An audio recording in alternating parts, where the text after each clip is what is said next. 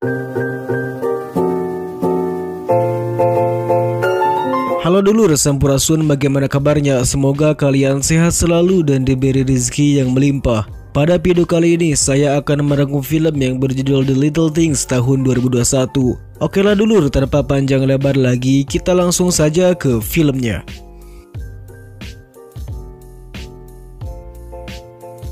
Di suatu malam yang sunyi, kita diperlihatkan dengan seorang gadis yang sedang mengendarai sebuah wahon. Di jalan itu terlihat gadis tersebut dibuntuti oleh seseorang misterius dari arah belakangnya. Dan karena si wanita itu semakin takut, akhirnya gadis itu memutuskan untuk berhenti di sebuah pom mini untuk meminta pertolongan kepada orang yang ada di sana.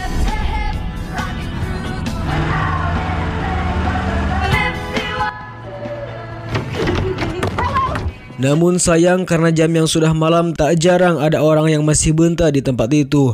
Oleh karena itu dia terus berlari sekuat tenaga demi bisa menghindari kejaran dari si pria misterius tersebut. Hingga akhirnya di sana si wanita melihat sebuah truk yang melintas dan ia segera berlari menghentikan truk tersebut. Scene beralih dengan memperlihatkan seorang serip lokal yang bernama Joe Deacon. Di sana dia sedang diberi tugas oleh atasannya untuk mengambil barang bukti perampokan yang ada di Los Angeles. You remember a punk named to LA and bring back the bloodstained boot. Singkat cerita, Joe pun segera pergi ke Los Angeles untuk menyelesaikan tugas yang diberikan atasannya. Di sana dia harus menunggu sedikit lama karena harus menunggu barang bukti tersebut sampai selesai diidentifikasi. Listen in, you might learn something on both counts. Setelah itu kita diperkenalkan dengan seorang detektif yang bernama Jim Baxter yang sedang melakukan pidato di depan wartawan, yang mana dia sendiri sedang menyelidiki sebuah kasus pembunuhan berantai yang sedang trending di wilayah Los Angeles. Dan ketika ia sedang berkata, datanglah Joe yang kebetulan ngelangkung ke sana. Jim yang melihat Joe, dia sedikit tertarik karena Joe merupakan seorang detektif berprestasi yang namanya selalu dibicarakan di tempat ia bekerja.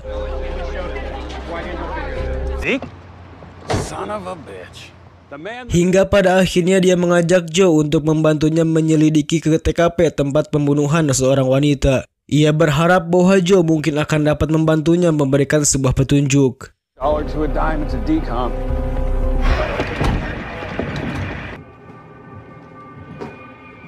Singkat cerita, kini mereka pun terlihat sampai di TKP, di mana Joe di sana bertemu dengan teman lamanya yang bernama Flo Dunigan yang bertugas di bagian forensik. Di tempat itu Jim bertanya kepada Salary Jolly tentang apakah Joe dapat membantunya memecahkan sebuah kasus yang sedang ia selidiki. Sementara Joe sendiri melihat ada sesuatu yang janggal dalam kasus pembunuhan seorang wanita. Hey Jimmy, it does that leg. Joe Deacon, meet Julie Brock. Kemudian ia pergi ke sebuah tempat yang memberikan sedikit petunjuk tentang mengapa mayat tersebut berada dalam posisi yang tidak seharusnya tewas di tempat tersebut.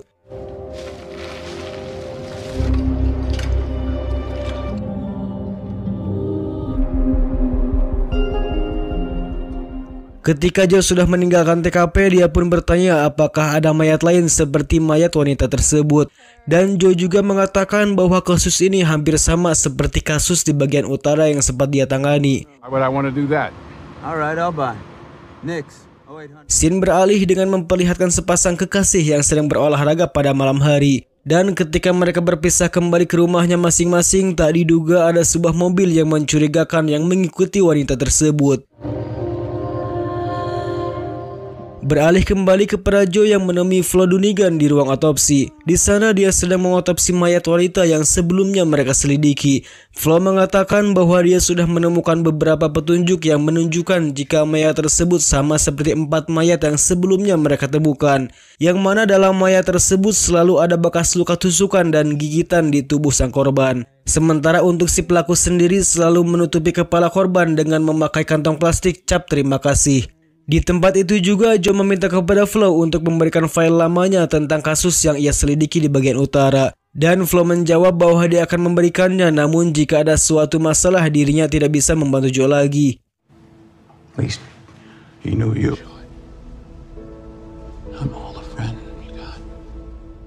Singkat cerita, kini Joe terlihat kembali ke TKP untuk mencari petunjuk yang lebih lengkap. Di sana dia bertanya kepada sang pemilik kos rumah tentang sudah berapa lama kulkas yang ada di sini rusak. Si pemilik kos itu menjawab kurang lebih 1 minggu dan ia juga mengatakan bahwa ia menelpon seseorang untuk memperbaikinya. Namun saat tukang bengkel kulkas itu datang, si perempuan itu sudah tewas mengenaskan. Mendengar cerita tersebut, Joe pun langsung meminta alamat tempat si tukang bengkel itu berada.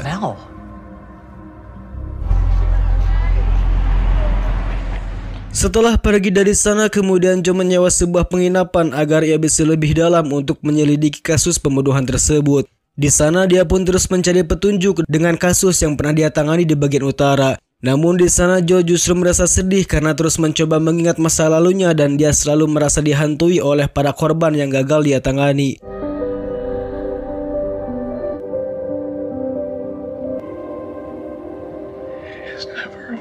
Beralih kepada Jim yang terlihat diberitahu oleh atasannya bahwa saksi yang diduga menjadi tersangka telah terbunuh diri. Dan ia juga mengatakan kepada Jim untuk tidak lagi urusan dengan Joe dan tidak meminta bantuan kepadanya dengan kasus yang ia tangani sekarang. Dengan alasan karena Joe memiliki sebuah catatan kehancuran total dalam menangani kasusnya dan kini dia sedang mengalami trauma. Beralih kembali kepada Joe yang sedang mendatangi tempat servis kulkas yang diberitahukan oleh si pemilik kos waktu itu. Di sana dia meminta daftar pesanan servis dalam 2 minggu terakhir dan daftar semua karyawan yang ada di sana. Hingga akhirnya dia menemukan sebuah kejanggalan di mana ada sebuah catatan servis yang telah dicoret. Namun si pria itu mengatakan bahwa itu merupakan sebuah pembatalan sebelum reparasi dilakukan. Karena dianggap mencurigakan, Joe lalu mengambil catatan itu dan segera pergi dari sana. Namun sebelum pergi dari sana ada seorang pria yang melihat Joe dengan tatapan yang mencurigakan. Beralih kepada Jim yang sedang berada di rumah perempuan yang hilang sewaktu pulang berolahraga. Jim bertanya kepada mereka apakah ada petunjuk lain tentang anaknya. Lalu si ibu mengatakan bahwa anaknya selalu memakai sebuah jepit rambut merah. Mendengar hal itu, Jim pun akan berusaha untuk segera menuntaskannya.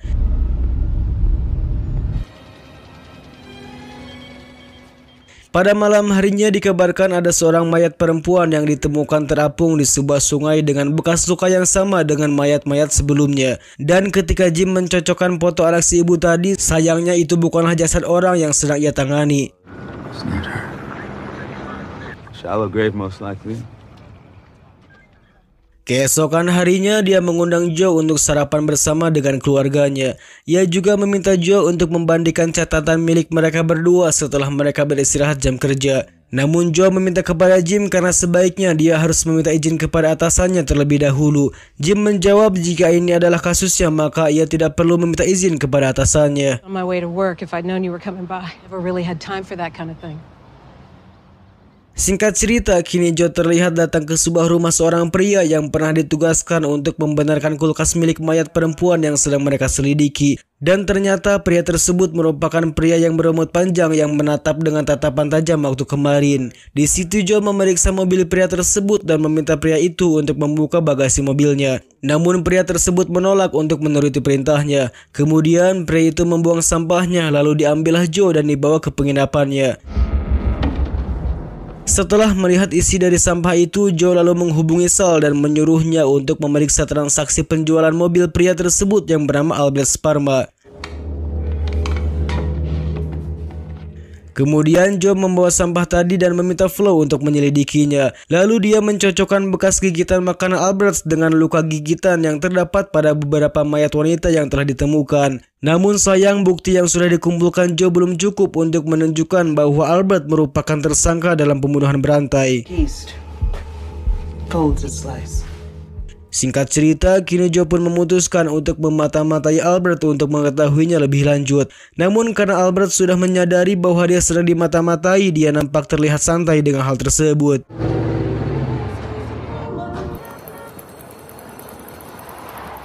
Setelah itu dia menelpon Jim dan memintanya untuk menunjukkan tentang lokasi mayat kedua ditemukan.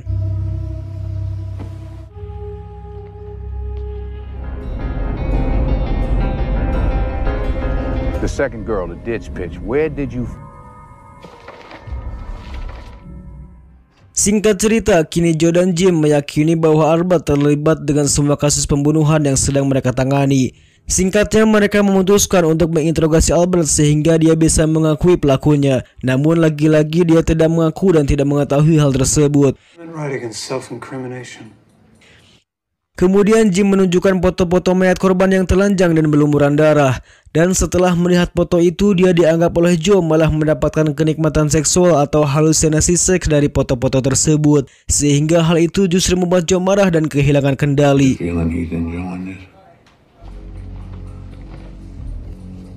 Oh my God. Bitch, your dick is as hard as Chinese arithmetic. Atas hal itu, kini Jim dipanggil oleh atasannya bahwa dia telah diberitahu jika Albert telah berbohong terkait dengan kasus yang sedang ia jalani, di mana dia merupakan tersangka sebuah kasus pembunuhan 8 tahun yang lalu.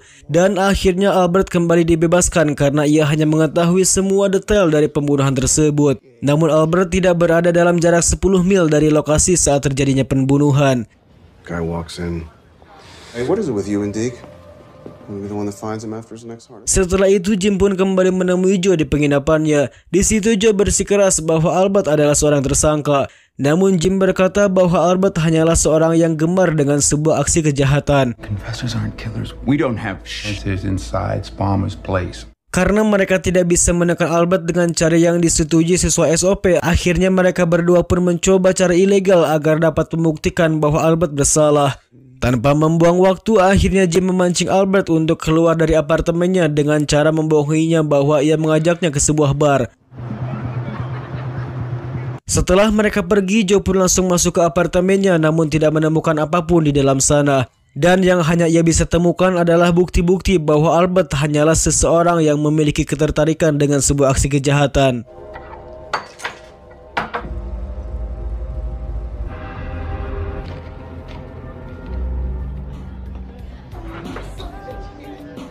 Sementara Albert yang menyadari kalau ia telah ditipu, dia segera memanggil polisi dengan alasan ada seseorang petugas yang tertembak di dalam apartemennya. Di sisi lain, Joe yang menyadari kedatangan polisi, dia pun segera bergegas pergi dari sana. Dan dari kejadian tersebut, mereka berdua semakin yakin bahwa Albert adalah pelakunya karena ia telah mengelabui mereka berdua. Baxter, 31607. Sparman called in an officer. Dan karena terus penasaran dengan Albert, akhirnya mereka berdua pun memutuskan untuk kembali memata-matainya. Detroit. All is sitting. Wait. I must follow him. Hingga ketika hampir seharian mereka beraksi, mereka pun belum menemukan bukti apapun dalam aksinya. Merasa jenuh dengan tugasnya, Joe pun berniat untuk membeli kopi agar mereka berdua tidak ngantuk. Namun saat dia membeli kopi, tak diduga ada telepon umum berdering tiba-tiba. Oleh karena itu, dia pun berniat untuk mengangkat telepon tersebut, namun dirinya dikagetkan oleh Albert yang sedang mengerjainya. Di sana dia berkata bahwa dia mengetahui keberadaan seorang korban yang bernama Rhonda Rothschild. Untuk itu dia pun mengajak Jim ke sebuah tempat terpencil di gurun California. Dan Joe yang melihat Jim pergi dengan Albert, dia pun segera bergegas untuk mengikuti mereka. Get in.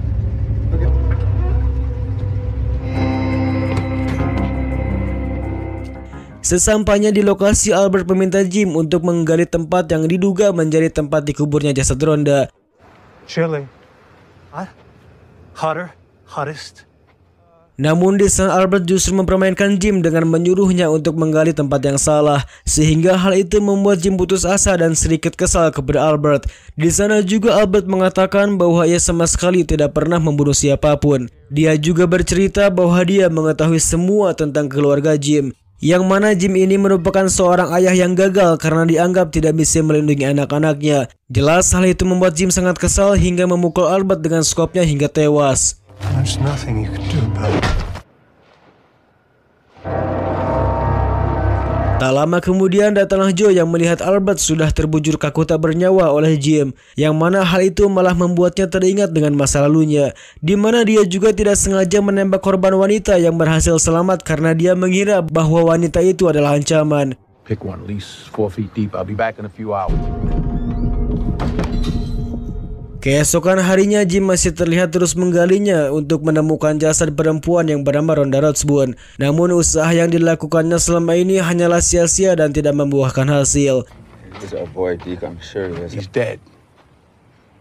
He's forgotten. He's rotting in the ground. Beberapa hari kemudian terlihat Jim semakin frustasi dengan keadaannya. Tak lama dari itu istrinya mendapatkan sebuah paket yang diberikan oleh Sal dan Sal berkata bahwa paket itu merupakan pemberian dari Joe untuk Jim.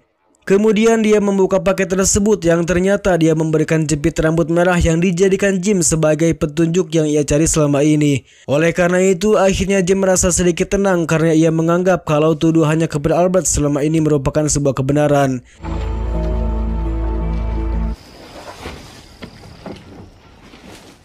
Scene beralih ke masa lalu yang menjelaskan jika Flo melindunginya dengan memalsukan kematian wanita yang tidak sengaja tertembak olehnya. Dan ternyata hal tersebutlah yang terus menghantui Joe selama ini meski rekan-rekannya telah membantu menutupi kesalahannya.